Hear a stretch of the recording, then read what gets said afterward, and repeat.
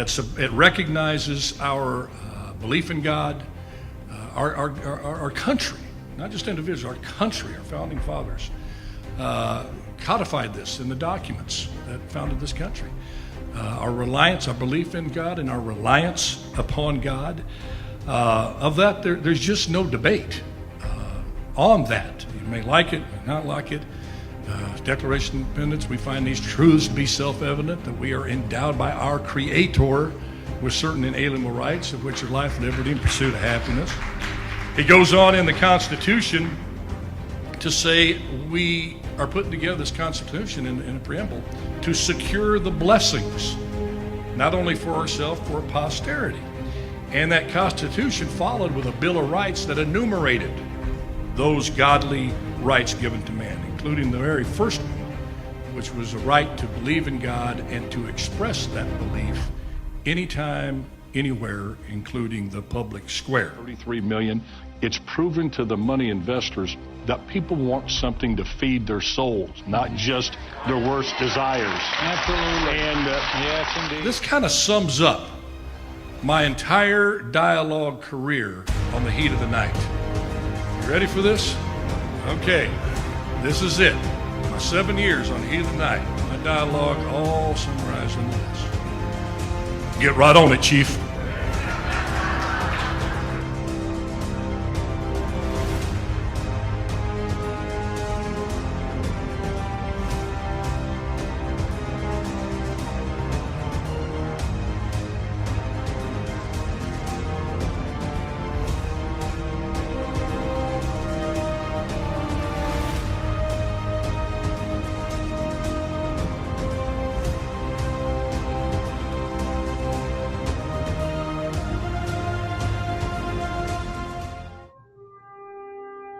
From NFL quarterback to Hollywood to the mayor's office, and now behind the mic at KXEX, this is the Alan Autry Show. No retreat. And so, my fellow Americans, ask not what your country can do for you. Ask what you can do for your country. Mr. Gorbachev, tear down this wall. What the hell's going on out here? Everybody's grabbing out there. Nobody. That the only thing we have to fear is fear itself. Today, I consider myself the luckiest man on the face of the earth. I'm not fearing any man. Mine eyes have seen the glory of the coming of the Lord. So, 5 seconds left in the game. Do you believe in miracles? Yes! Unbelievable.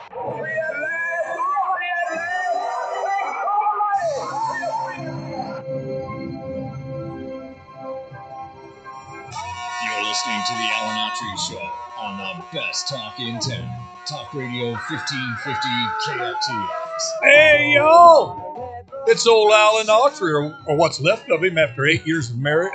No. Oh, man. This was Of the being former mayor. Alan Autry. No, He's I'm going at back 20, to Carlos Brown. 26, when I get home. Good thing she doesn't watch or listen to the show. After 8 years of mayor and 30 years in Hollywood, not much left of me, but what of me is left is so honored and humbled and thrilled to be here today on Big Wednesday because I get to be with Mr. Larry Powell. Hey, speaking of marriage, Yes. yesterday was our 53rd wedding anniversary for Dot and I. Congratulations. Gosh, 53 of those big Amazing. dudes, boy, I'm telling you. And there was no Man. COVID because 50th was in COVID. So we had a nice little dinner on the patio. How does it feel, That's awesome. spouse-wise, to have hit the lottery? Dot Oh, man, Powell. let me tell you. His wife, She's a where do I star. begin? She's a star. Man, I tell you, she's. Yep. I tell you, it's just in every way. We could have to talk about Dot Powell, her as a person, her accomplishments, the impact Writer, she's had on kids. Principal. I mean, you could have 6 months of shows Yeah. on this lady. She's very, very special. Well, congratulations, Larry. Yeah. How many years you going on, Guillermo? You better know. Oh my! You hesitated, man. You talking about me being in trouble? You still do what? You're You counting counting? 14. 14. Yeah, All right. yeah. 14. Are you All sure right. about I'm positive. Yeah, my Well, math listen, isn't good. I got I didn't say 44. So Well, gotta- math is racist, so don't worry about got a it. hint Just gotta for tell you, your wife though. that. What? You get married on an even decade. So we got Really? married in 70. It Okay. just made it so much easier Oh, that to is. keep track of everything. It's very. I got married in '94. So just wait. Oh, you can't subtract 94 from But stuff. I know it, man. But it's been the best years of my life. Okay, let's. That was a good recovery. Alan. Let's let's kick this show off. Where do I begin? You know what? I don't know where we're going to go with this conversation. I really don't. But it's been on my mind a long, long time. And I've wanted to discuss it with the two guys here and with you all listening out there. And we'll have the phone lines fixed soon. Promise you that. You'll be able to share a little give and take on this stuff. But you hear this term almost daily, constantly. And this term is racism. Racism. And the words that spring from that. You're a racist. So-and-so's a racist. Trump's a racist. You're a racist.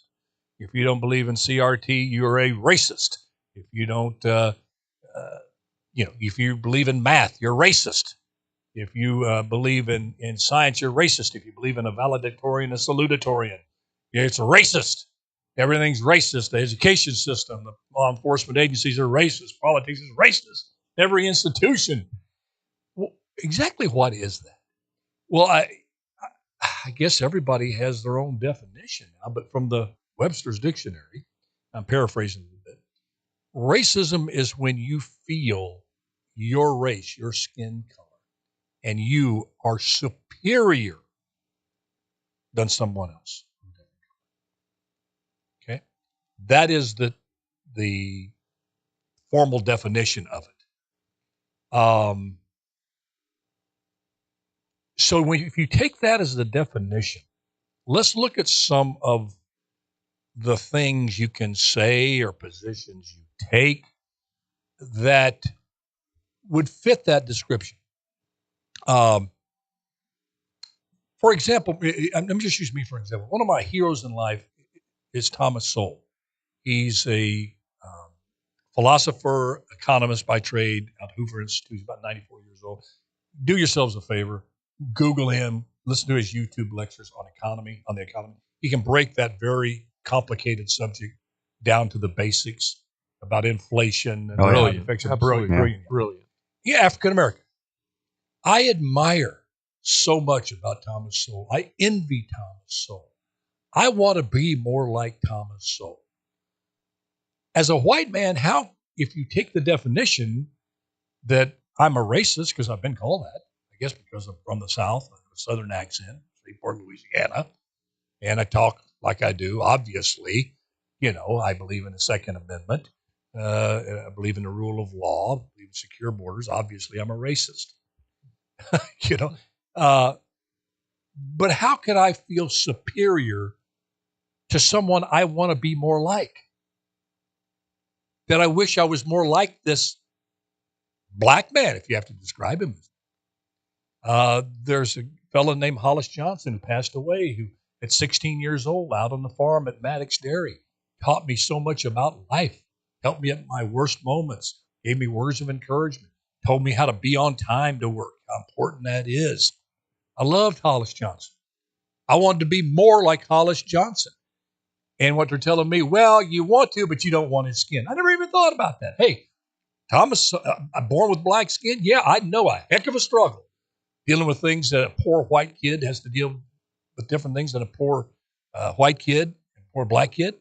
But there's challenges there. So my point is, what exactly is it? And I want to put this question to you. Then I'll let you guys go on this. Go time. You hear it all the time about a kid in the hood seeing an African-American hero, someone who looks like them, whether it be in sports. Hey, LeBron James made it out of Akron, Ohio, poor neighborhood. Black, I can relate to this kid. He's black, and he made it in the struggle. it goes, but there's when a black man, Ben Carson, makes it to brain surgeon, the most renowned brain surgeon around, and he's black. Hey, gives a little black kid hope, and part of that fascination that the kid has with those people, LeBron James, Ben Carson, those like them, Thomas Sowell, is their skin color, and they battled the odds. I'm going to make an analogy to Larry Bird in the NBA. Predominantly black athletes, predominantly from Fritch Lick, Indiana, small little town. Not a lot of doctors, not a lot of success stories, so to speak, in the worldly sense, coming out of Fritch Lick, Indiana. Larry Bird practiced when he was a kid, got very good at what he did. Couldn't jump, couldn't run, but he became one of the best basketball players ever. Is that little white kid a racist if he notices, hey, there's a white, slow guy? I'm a white, slow kid. They're telling me I'll never make it in the NBA, but I think I can, and Larry did. And Spike Lee saying white men can't jump. Here's all of these statements about white people this can't play the game as well. Is that kid a racist for having in his equation of adulation of Larry Bird the fact that he's white, that he could relate to that skin color? Does that make that kid a racist? Are you allowed to figure color in on anything if you're white? That's what I said. That's why this is the difficult discussion that everybody talks about what happened. Everybody talks about it. Sure. But nobody sits down and even wants to put it on the table, because I'm going to be called a racist for even just putting it on the table to discuss. Well, I think it goes back, Alan, to an interesting little thing. Racism, the definition has been perverted, diverted, and converted to what puts another idea or person down. And so it's now not what the definition is of color or mistreating someone or that kind of thing. It has become a mechanism by which people can put somebody on guard, put them off, stop them from having a point of view. So it's become a weapon. And racism, the term, has been weaponized in order to stop people from saying something that can be true, might not be true, whatever it is. They can stop them from saying anything by simply calling somebody a racist. And it has nothing to do with the definition anymore. Well, if this kid does not feel that he is superior as an individual, as a human being, than any of the black players in the NBA, Larry Bird certainly didn't. But I mean, years back at Grambling, historically black university, there was a fellow named, I think his last name was Corcoran, I may be wrong, but he was nicknamed the White Tiger because he went to Grambling, white guy, played quarterback. And the issue of race was huge on that. What is this white person doing going to this black university? You're white. You don't belong here. And he's saying, wait a minute, I feel comfortable here. I don't feel like I'm superior than any of the other athletes. Quite the contrary. I see a bunch of athletes better than me and people that I wish I could be. I guess my point is, you can have pride being black, pride being brown, pride being trans, pride being gay. You can have pride in everything, but you can't have pride at being a white person. You know what? I agree with that. I'm subscribed to Carol O'Connor's philosophy, which surprised me. I'll tell you a quick story.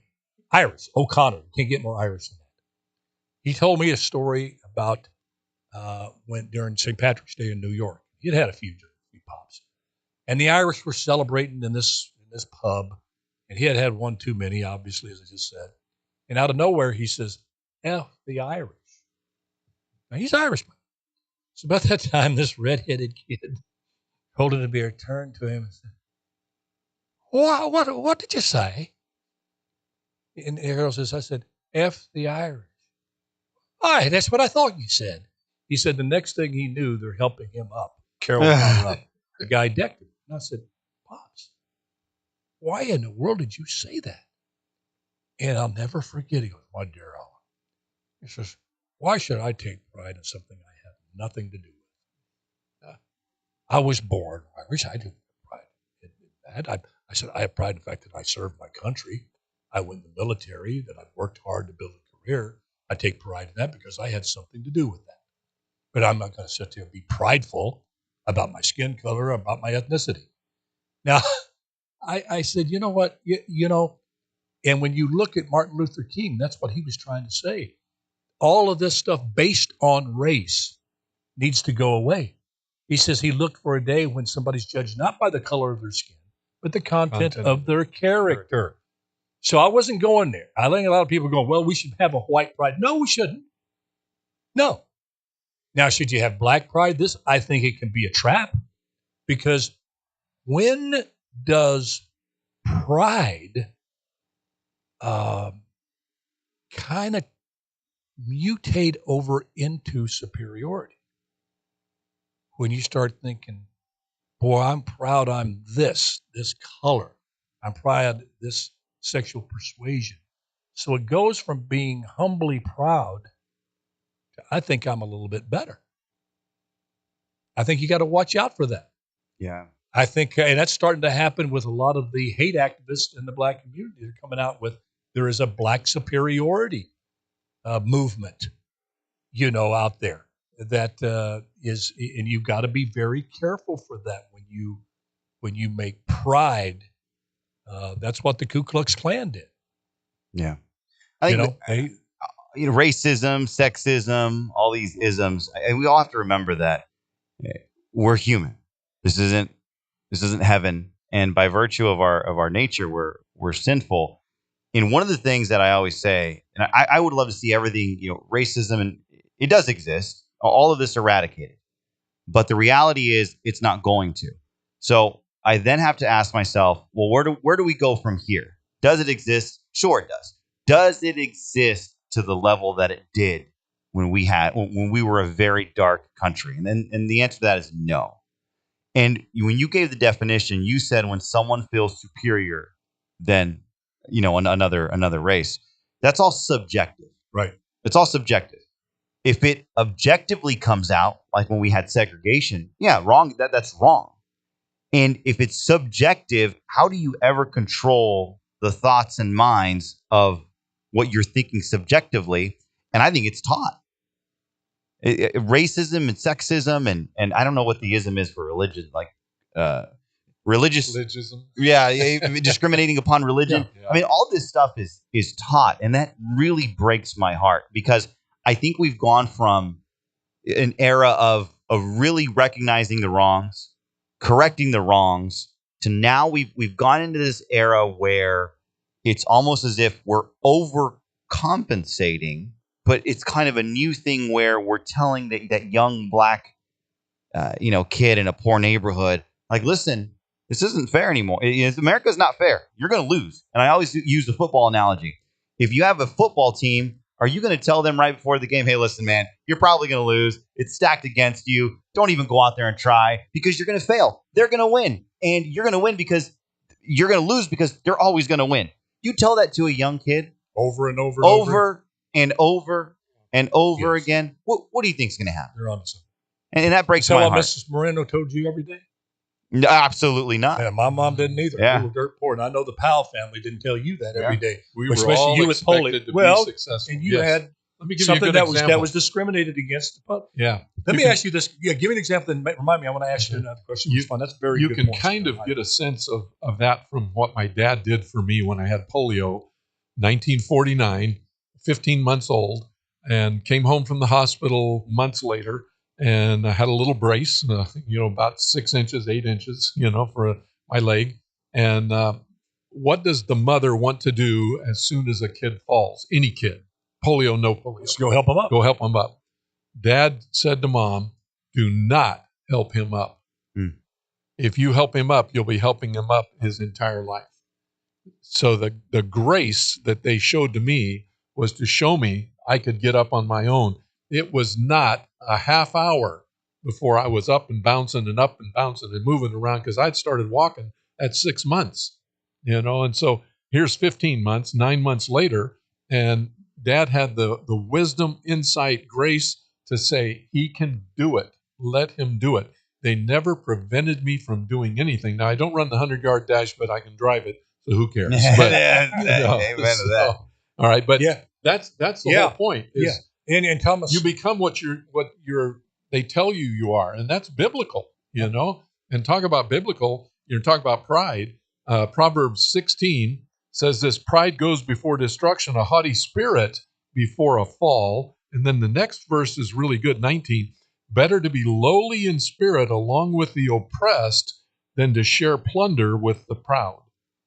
Man, that's powerful. That's powerful. Absolutely. You brought up a point, Guillermo, about racism in your heart, in your mind. Thomas Sowell, again, I think, had a great take on that. He said we'd be better off in a society to understand, yes, there's some racism out there.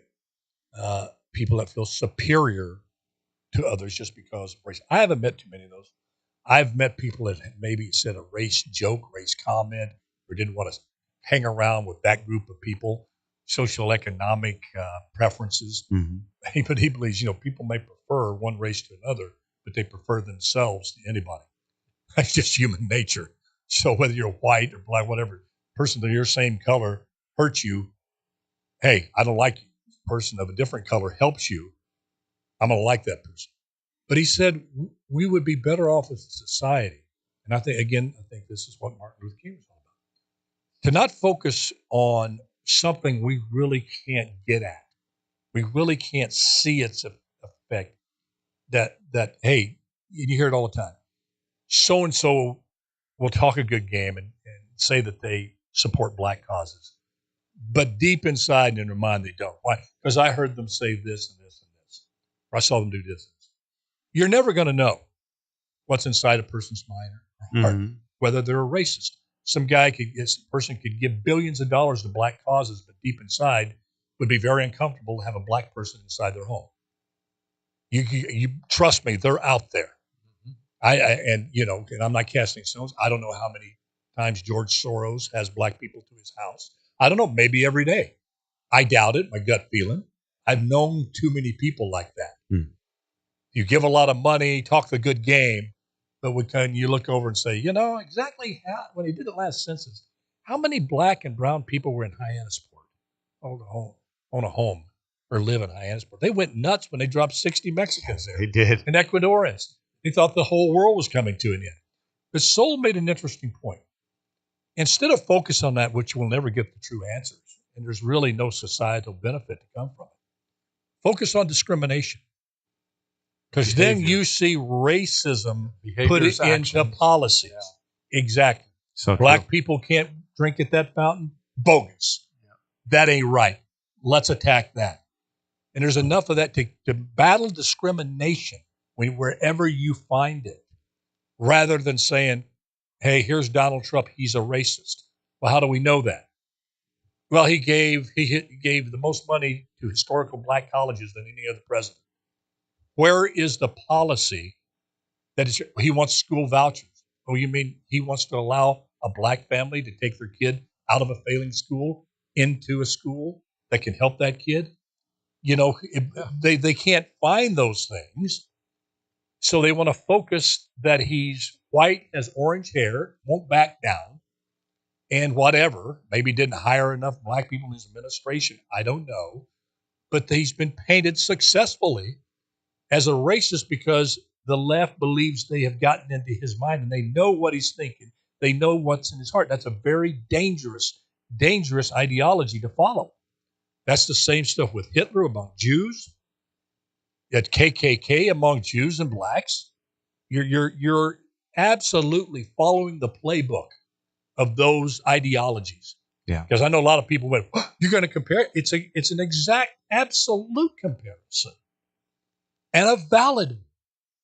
So this whole thing, let's have these difficult conversations. Maybe you can only have them on stations like KXEX. When you have an owner of a station, like the guy down here to my right, who doesn't put a muzzle on me, Larry, or anybody else, I don't know where you go to really talk about what we've just talked about the last half hour.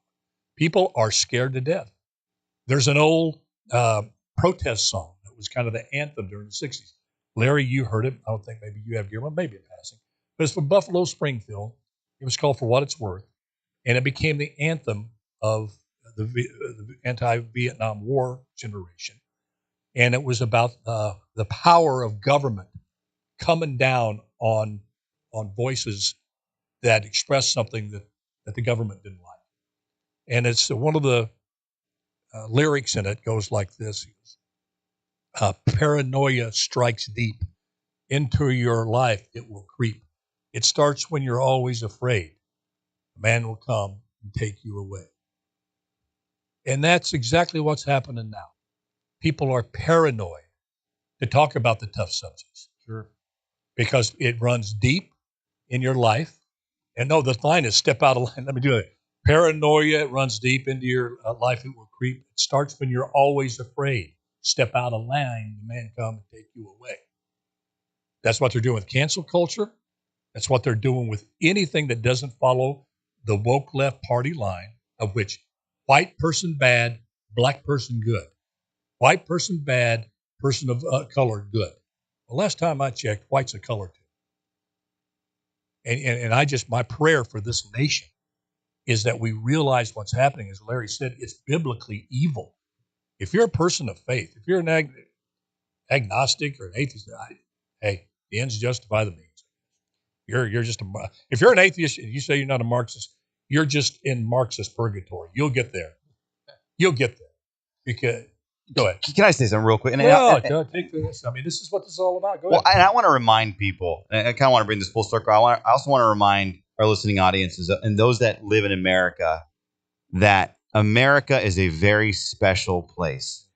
The world does have racism, sexism, a lot of isms that are like America was in the past, currently. So I wish these, I think the BLM, George Soros, I think there does exist causes, not in the United States, but elsewhere around the world that they need to make steps that we have. I mean, you look at China. Look what's going on with the Uyghurs. It's the most racist. How long? Middle East. Look at the women. Look at the Ukraine. Look at the Russians. Exactly. So how long would a BLM protest last in Tiananmen Square in China? Yeah, not very. How long does it take a tank to? I mean, we know what it is. Yeah. How long would a BLM? We'll get closer to home. How long would a BLM protest last in Venezuela? How long would a BLM protest last in North Korea? How would a BLM protest, which has brought into their tent transgender rights, LGBTQ, last in Riyadh, Saudi Arabia? How long would that protest last? Yet we're the biggest threat to freedom in the world, the United States of America? What have you been putting in that pipe and smoking? Yeah. What have you been injecting? And here's what concerns me. Half the country supports that ideology. Oh, Alan, I don't support that. Hey, you are with the company you keep. If you call them out, then I'll say, okay, you're trying to save the Democratic Party.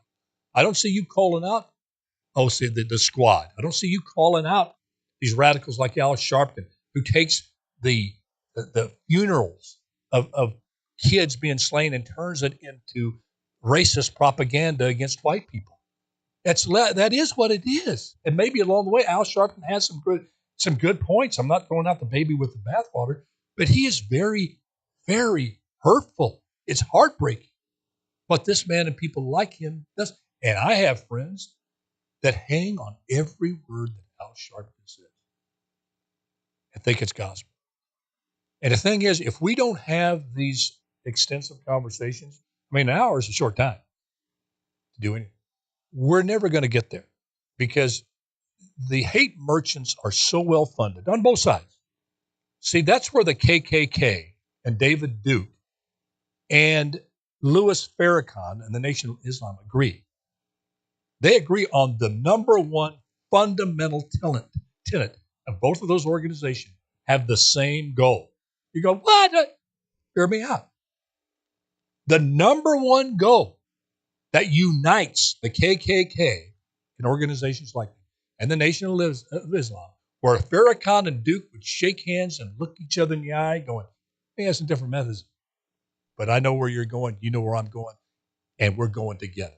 And that basic tenet is that black and white will never live together peacefully in America, and there needs to be one black America, one white America. They agree on that. Have you listened to the speeches over the years? They've been totally devoted to that concept. We will never get along. To think about people could subscribe to that. That's not enough as a black person to rebuke Louis Farrakhan. Me as a white person don't have to rebuke that from David Duke. I rebuke the KKK and every single thing that they had stood for, have done. And if they walked in this room, I go to the South. I made this show in the South. They knew better. So it's the more this is, I believe, this racism, this dividing, as we talk about, around racism and genders and this Marxist agenda that's out there, this woke agenda, is the biggest threat to the survival of this country. And it is more of a threat to China, Russia, India, all the BRICS put together. We've always known we couldn't take us down. We will destroy ourselves within. Internal is going to be the thing. One of the interesting things as an educator for all those years that we learned very, very quickly is more is caught than taught. All right. So wow. It's really, true. Yeah, it's important that parents are provided with information, support, encouragement to teach kids American values, to teach them right and wrong, to teach them how to treat people, to do all of those kinds of things. Because if you're doing this, and for folks that can't see, I'm shaking my head yes, but I'm saying something no. That's kind of what happens. So I say, well, that ain't the way it is, So you have to be congruent with what you believe in your actions, And what we see, and Alan, you were saying, I don't know anybody who is racist, or haven't spent a lot of time with anybody who's racist. What is captured are the Karens. Who thinks they're superior. Yeah, the Karens on the internet, where you see the craziness. And so you take one instance of a Karen, and folks, you know what a Karen is, someone who does something completely outrageous towards somebody else. A white woman. Yeah, white woman. It's interesting.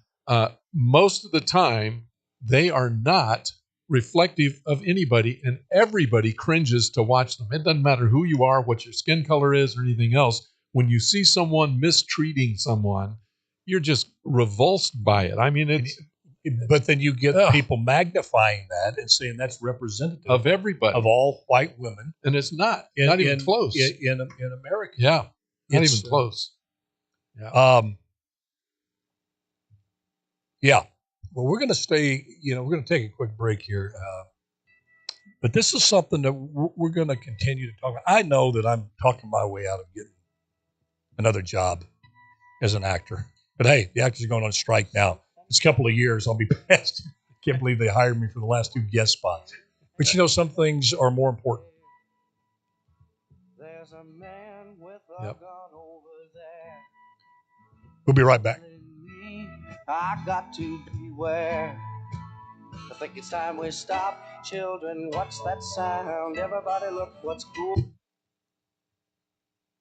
Now, when we come back, fellers, I want to talk about this notion that somehow the attorney generals are independent in their policies and thinking. Yeah, got it. That Joe Biden is firewall between him and Merrick Garland. They don't talk at all. Just like all presidents and attorney generals ever the past. Maybe Trump and Bill Barr. Yeah. Well, Barr later on. Yeah. Barr before had those little puppet wings. Strings going through.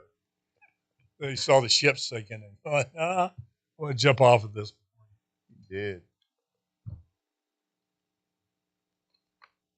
Breaking news. Wuhan scientists were first to contract COVID. No! Man. No! Next thing you got to tell me is Hillary Clinton destroyed 30,000 emails. That's preposterous. Crazy. Oh man. Did you see Trump went to that Miami cafe? It's starting out like a joke. Yeah. Trump went into a Miami cafe. With a rabbi, a priest, and a rabbi was there. And the rabbi was there. I He don't know. was there. And it was a pastor for sure because they were praying on him. Yeah. So yeah. Nope, but the guy praying had a yarmulke. Yeah. Yeah. That's P-R-A-Y, not P-R-E-Y. Well, did you see the Secret Service guy? He was just looked so nervous. Oh yeah. I was like, gosh, he's just like, we're gonna go to this cafe. It's fine. They love me there. Come on. They have images of Sirhan. They are coming just out like of- this guy he's just looking everywhere, going like this, and here you got Donald Trump just talking to everybody. It's like, dude, 1 minute. You seriously? Let's talk about that. We're gonna stay on this race. It's a discussion. Our little bit we need to do. We need to talk about it. We need guests on here. We got to get past this. We got to call this out for what it is. Call out the race merchants. Get past this ugly era that we're in right now. Prior to all this craziness, you had race relations better than any time in history. More interracial marriages than any time in the history of our You know what we need to do, Alan? 30 seconds. We need to start having a ledger that keeps track of the negative statements and the positive statements of people. That's great. You know, and you just start calling I think them that's out. out there. Yeah, You can find that data maybe. I think we need to start calling it out. Yeah. You know, yeah. It's, 60% of the statements 10 you make are seconds? negative. Yeah. You know. Yeah. So If somebody tells me, "Oh, you're from Freeport," 5 seconds. Hey, I bet you got a gun rack and you're going to go over to BJ's and have some That's biscuits right. and gravy. That's not racist. That's making a statement. It's Cultural. time we stop. Hey, what's that sound? Everybody look what's going down. And welcome back to Alan Autry No Retreat. Big Wednesday with Larry Powell, Guillermo Moreno. During the break, Guillermo, you were talking about Trump's after he got arrested, arraigned, was let go on his own recognizance. I mean, did that judge even have to say that? Yeah, you look like somebody I know. I probably won't run. Where's this guy going to run? Yeah. I mean, where's he going to go? There's no place he can run to that they would know. Probably the most known guy in the entire planet. He'd have to shave his head. But he stopped in, I guess, I don't know if it was before or after the arraignment. He was in a Cuban restaurant. Donald Trump walks into a cafe with a priest, a Jew, and I was watching it on the screen. I mean, there he is. He's got a Latino. He must have been a pastor because only pastor Latinos get in everyone's personal space and want exactly. And then you had someone with the yarmulke there, and then you could tell they were in prayer. So and then after the prayer was done, someone else wanted to pray with him, and here he is. You saw the Secret Service guy just going bonkers, looking around like, listen, I know these. You think you could trust these people? Yeah. And Donald Trump was just in there, and it was Well, it was really funny. I was watching CNN last night. Jake Tapper, yeah, guy, right? Yeah, oh yeah. And then the Bash. I get Dana Bash and the other Bash on the. There's Fox two. Well, there's two Bash. Dana Bash, but I think it was Dana. The one on CNN. Yeah, they were showing footage of that, right? And Jake Tapper was fit to be tied because, here he is. He's just walking around like he's a man of the people. We don't need to see that footage anymore. Really? Promise you. We don't need to see that footage. Dana Bash goes, yeah. And then they interviewed. They had the person on the street interviewed how thought about Trump being arraigned, right? Their worst nightmare. They had almost all Hispanics. And they had the Hispanic accent. Go, well, what do you think about Trump being arraigned? I think it's a miscarriage of justice.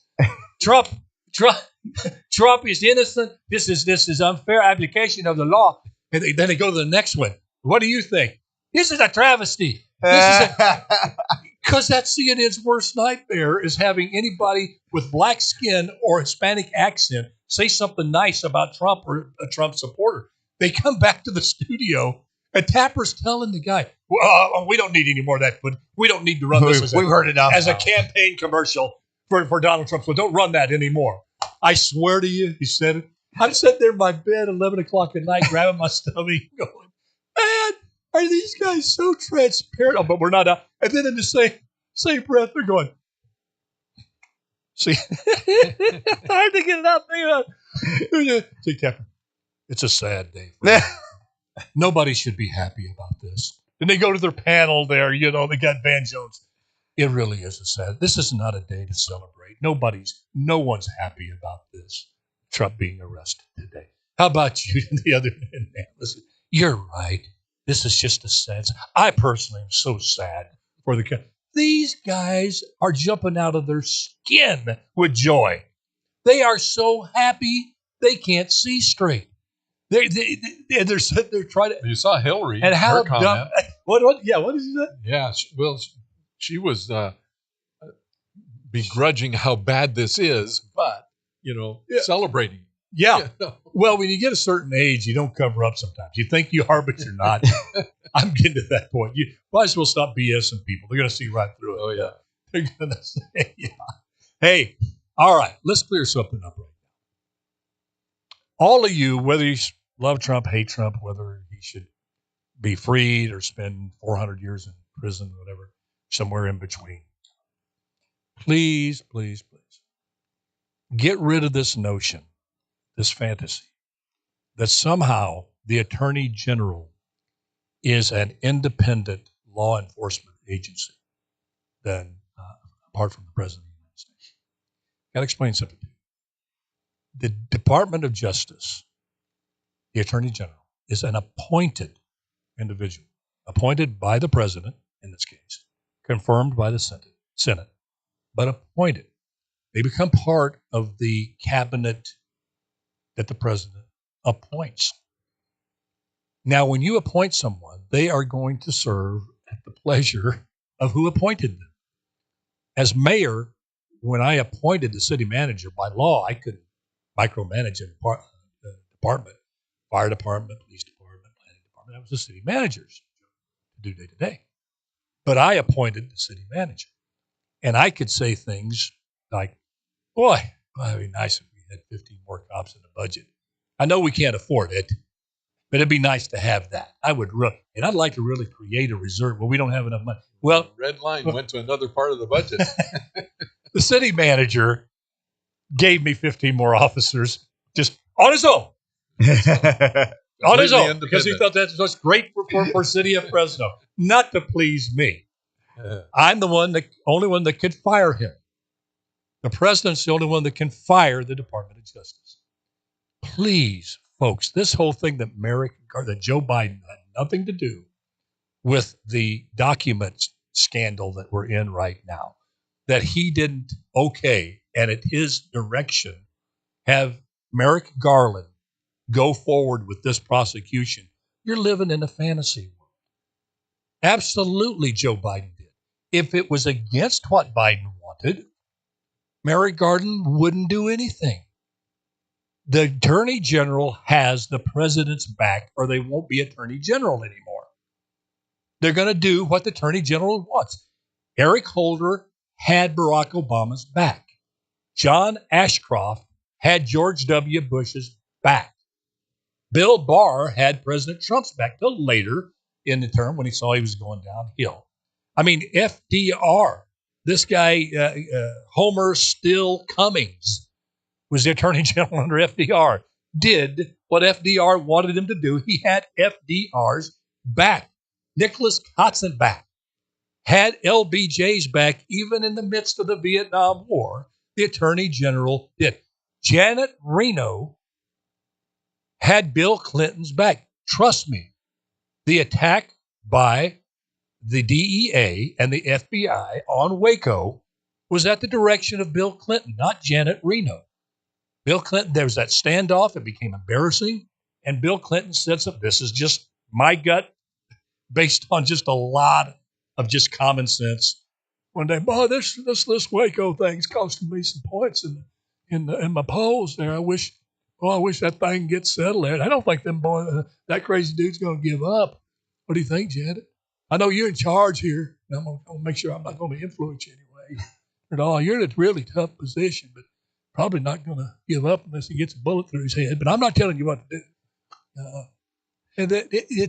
Folks, Joe Biden definitely, this is his investigation of his political opponent in 2020, the leading candidate.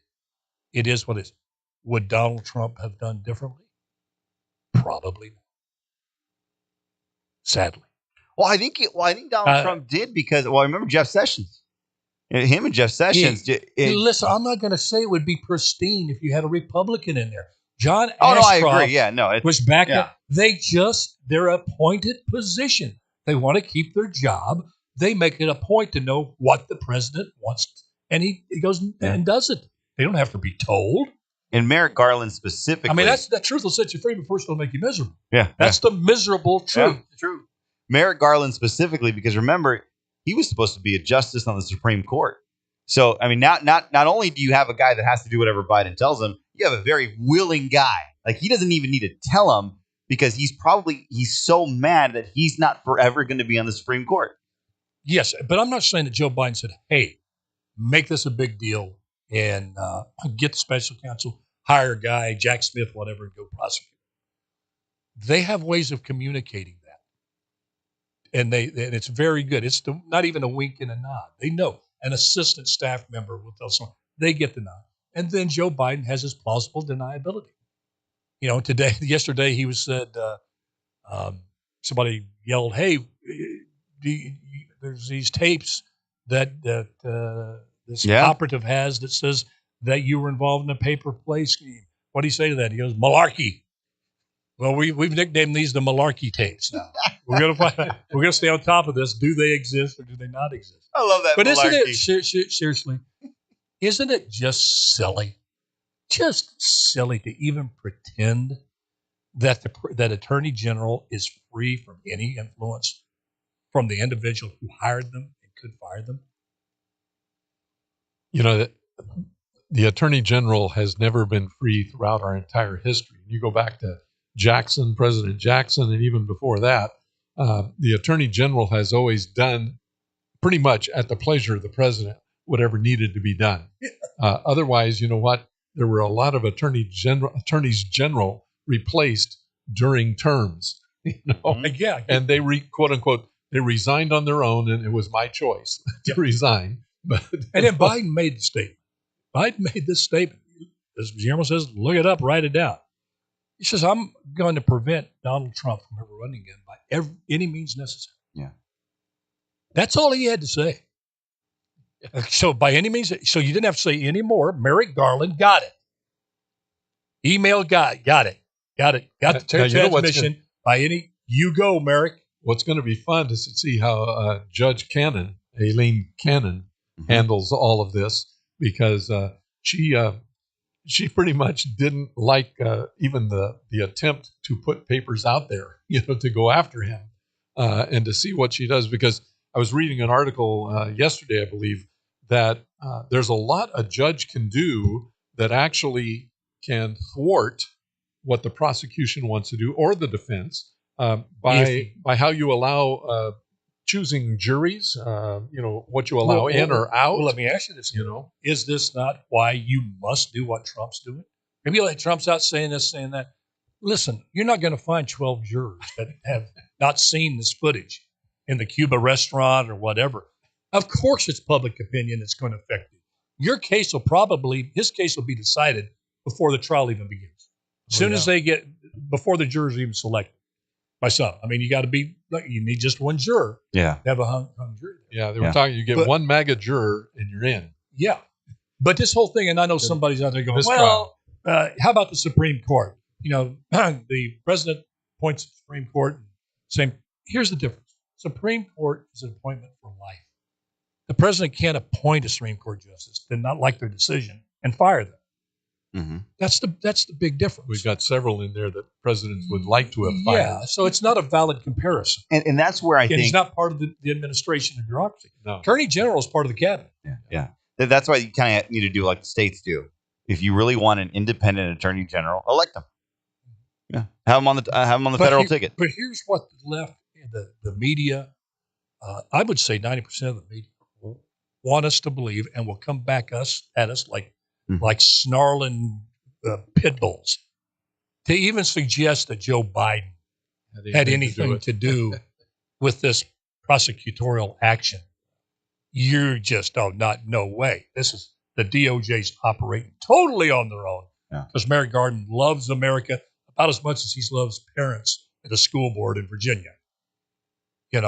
I think at one point, didn't CNN say it took the president by surprise? Yeah, but that had nothing to do with the facts. A lot of things take him by surprise. Sandbags on a stage take him by surprise. But again, let me reemphasize this point. Where's the Secret Service when you need them? Let me emphasize this point, though, sincerely. If it was she was on the other foot, a Republican in there with a Republican, with an appointee from a Republican president, get in a jam like this, or this happens, you have a chance to. I don't know if somebody with. I got to qualify that statement with this. I don't think, as I look through the candidates in my mind, run them, that any of them would be that disrespectful of the American people to go after their main rival in an election and try to jail them like they do in Venezuela, in North Korea. I don't think. Well, in this, there's very few people, even on the list. I can't imagine Gavin Newsom doing it. It's the first time at this level that it's ever happened. You know, there's been a lot of vitriol back and forth between candidates, but never using an arm of the government to go after an opponent at this level. And what they've done is taken one violation, which is the mishandling of top secret documents, and just multiplying it into 36 other mini crimes. That's the one crime. You mishandled it. And then you come up with all of these other bogus, made up, which Jack Smith has a history of doing. That's why he's lost a lot of cases. But again, it's even though don't get any Trump supporters feeling comfort and overconfident because you have in this trial in Miami. Apparently, it's in one of the bluer sections of Miami where this jury pool is going to be picked.